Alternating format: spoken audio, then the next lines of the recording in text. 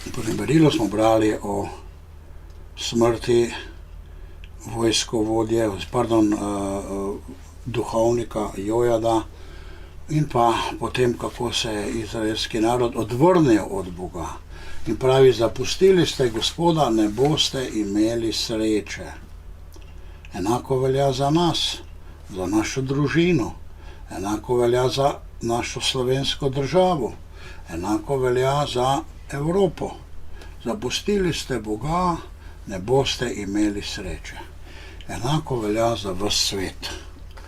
V svetu smo zapustili Boga ljubezni, ne govorim o drugih bogovih, ki jih imajo, naprimer v Severni Koreji, svojega predsednika ali pa islamsko vero ali budistično vero. Ne, zapustili smo kristjani krščanskega Boga, Boga, ki se nam razodeva kot oče in beseda in duh, in ne bomo imeli sreče.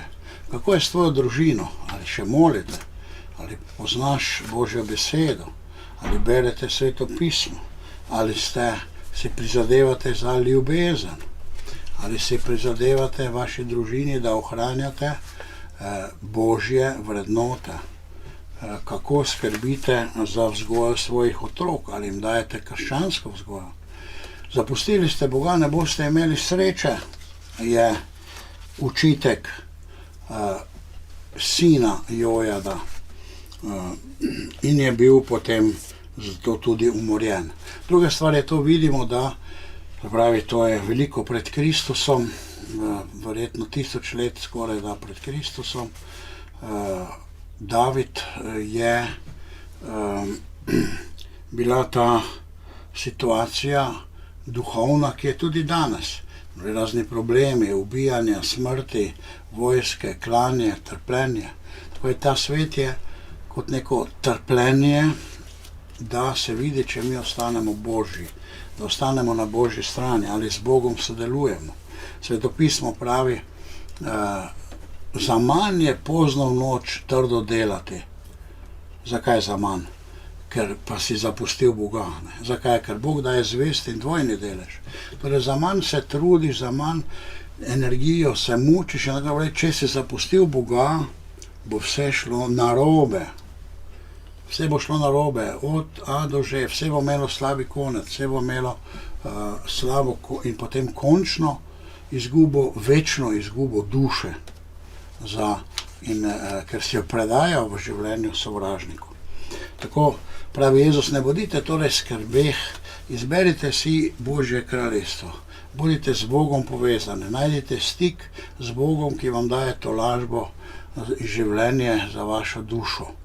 In ohranjate ta kontakt z Bogom, z pravim, čistim življenjem, z izpolnjevanjem zapovedi in z izpolnjevanjem pogodbe. Mi imamo z Bogom zavezo. Pravi, v zavezi sodelujeta vedno dva. V tej zavezi sodelujem jaz in sodelujem Bog. In Bog obljublja. Pravi, ti boš naredil svoj del, jaz bom naredil svoj del. Naš del je, da smo Božji v mislih, besedah in dejanju. To je naš del.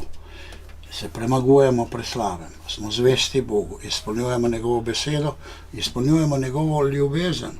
Kajti, kjer je ljubezen, tam je Bog. In potem bo Bog storil svoje, da bo za nas poskrbel in nas reševal. Iščite nebeškega kraljestva in njegove pravice in vse drugo vam bo navrženo, pravi Jezus.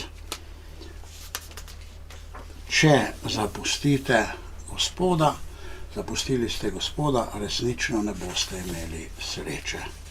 Če izberete Gospoda, boste imeli srečo.